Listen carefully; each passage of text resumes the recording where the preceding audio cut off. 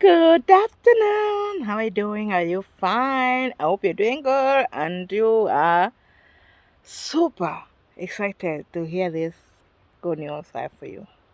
The good news is Jesus loves you. I'm seated outside here and I'm trying to feel the fresh air. And I thought, why not say something, one or two to you, so you can understand that how Jesus loves you. He died for you on the cross. And because if you read the book of John, chapter 18, verse, I don't know which verse, verse 20 or something, it will tell you how uh,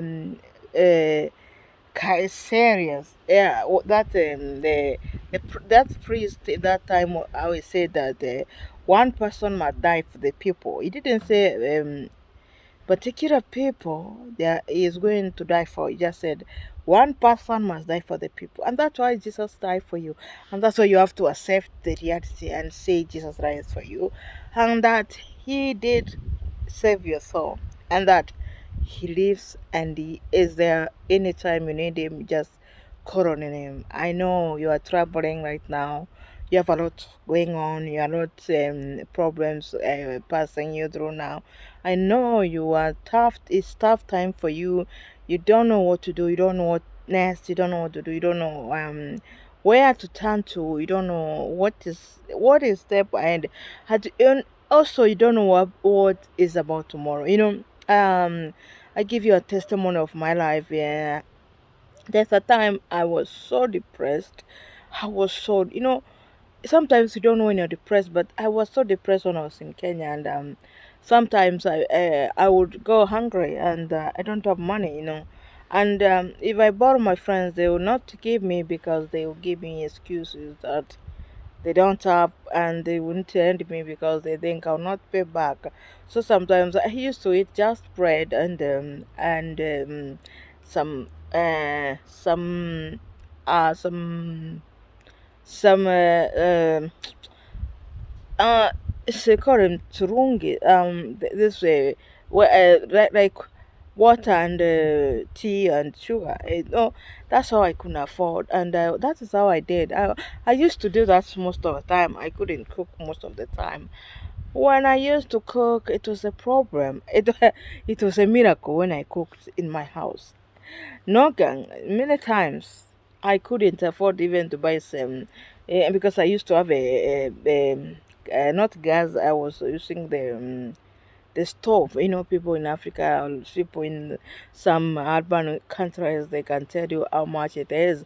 If you don't have kerosene, you cannot. You couldn't cook food. You couldn't be able to cook food because you didn't have the kerosene. So, and if you're cooking and the kerosene is finished, your food will not be ready anyway.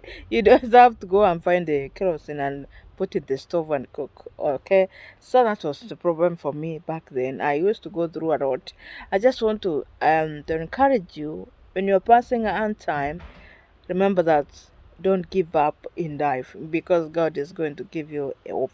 I don't want you to pass through what I passed through because I passed through a lot and I couldn't even help myself.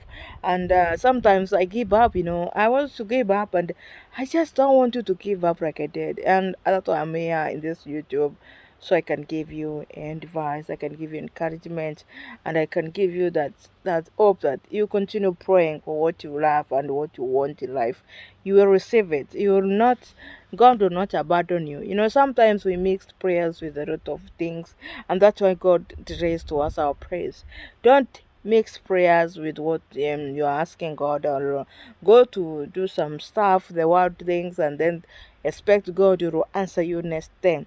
You cannot just say that you've been doing bad things and all of a sudden you are seeking God and thinking that after you get what you want, you go back to the life you're living before. It's not like that. I'm telling you out of experience.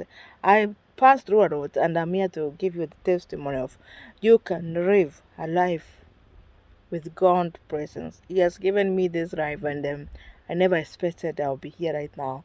I didn't know I would be alive today because of what I passed through. It's a lot.